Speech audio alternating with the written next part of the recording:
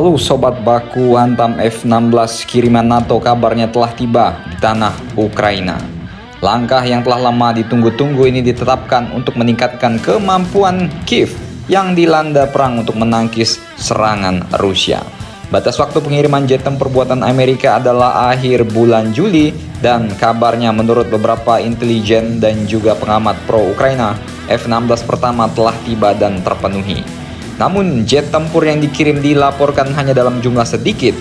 Masih belum jelas apakah pilot Ukraina yang telah menjalani pelatihan dengan sekutu barat dalam beberapa bulan terakhir akan dapat mengoperasikan jet tempur ini dengan segera atau apakah akan membutuhkan waktu tambahan.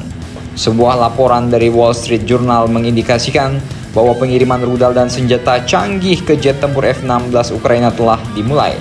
Amerika Serikat, Waksam telah setuju untuk mempersenjatai puluhan F-16 dengan rudal buatan mereka dan juga senjata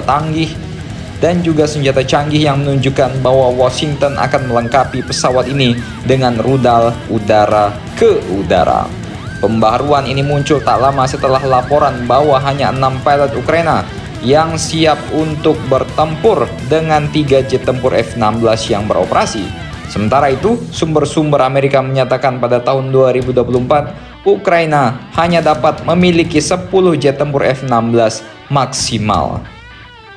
Amerika juga akan menyediakan Kiev dengan rudal anti-radar udara ke permukaan AGM-88 HARM, M120 AMRAAM, dan rudal udara ke udara M9.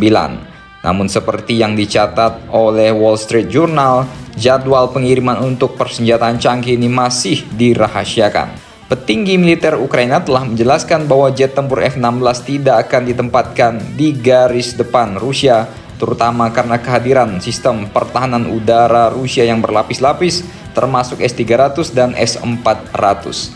Beberapa ahli berpendapat bahwa F-16 ini akan dikerahkan dengan lebih cermat, mungkin dalam strategi Ukraina akan lebih banyak menyerang Crimea. Kami tidak akan menggunakan terlalu dekat dengan garis pertahanan Rusia, kata seorang pejabat Ukraina. Para ahli memperkirakan jumlah F-16 yang beroperasi di Ukraina hanya akan mencapai 10 unit hingga akhir tahun. Dan tantangan utama bukan terletak pada pengiriman pesawat, tapi pada pelatihan pilotnya. Diperlukan waktu lebih dari setahun untuk mencapai titik ini.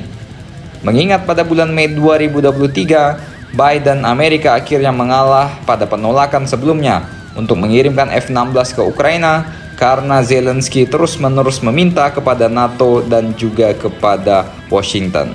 Subjek pengiriman F-16 ke Ukraina memicu diskusi intens tentang apakah jet ini memberikan keunggulan yang menentukan ataukah F-16 bukannya menjadi game changer, malah menjadi trofi game over di tangan para pengrajin vodka. Jadi kita berharap ada duel antara Sukhoi dan F-16, pastinya ini sangat seru. Jadi bagaimana menurut kalian?